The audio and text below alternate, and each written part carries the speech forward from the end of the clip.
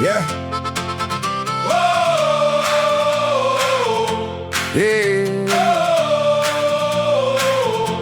Yeah. In DSA's working class foreign policy, the abolish ICE section, they lay it out plain. End ICE detention and deportations and punish federal agents' brutality they claim. Legalize migration, grant amnesty for all immigrants regardless of status today. Provide a path to citizenship for all permanent residents and end visa caps and quotas without delay. The platform frames border enforcement as racist brutality that must be dismantled root and stem, while promising a working class foreign policy built on open flows and blanket forgiveness for them. They call it working class policy when they abolish the agency that enforces the line.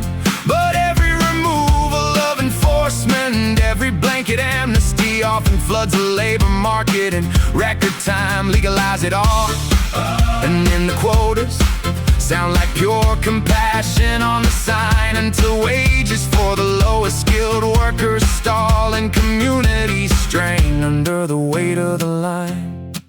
Record border encounters after policy shifts showed millions crossing in cities overwhelmed with shelter cost that climbed, while fentanyl deaths surged in some sanctuary jurisdictions. Reported spikes in certain crimes tied to the flow they declined to bind. The 1986 amnesty was sold as once and done, yet illegal entries resumed its scale once the signal was sent. And economic studies have long shown wage pressure concentrated on high school dropouts and recent arrivals in the same segment. Punishing agents for enforcement actions already subject to internal review, and courts can chill the work that keeps the system intact, while ending all caps and quotas removes any numerical limit on legal entries the country once kept as a matter of fact.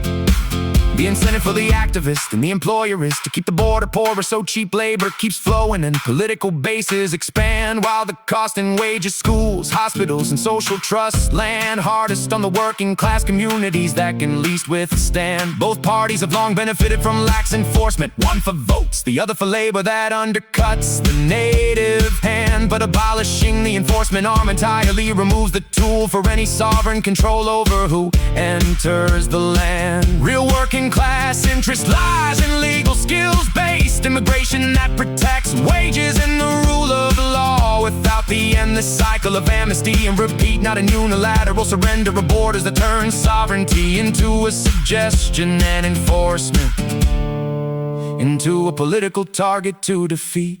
They call it working class policy when they abolish the agency that enforces the line. But every removal of enforcement, every blanket amnesty often floods the labor market in record time. Legalize it all, and then the quotas sound like pure compassion on the sign, until wages for the lowest skilled workers stall and communities strain under the weight of the line. When the agency is gone and the amnesties are granted, and the next surge arrives with no mechanism left to slow it, who still calls it working class liberation? The ones who wrote the platform, or the ones who live inside the pressure that follows it? The stakes ain't slogans, it's whether ordinary American workers keep a border that can be enforced, and a labor market but isn't flooded on demand, or whether the ICE they dismantle becomes the reason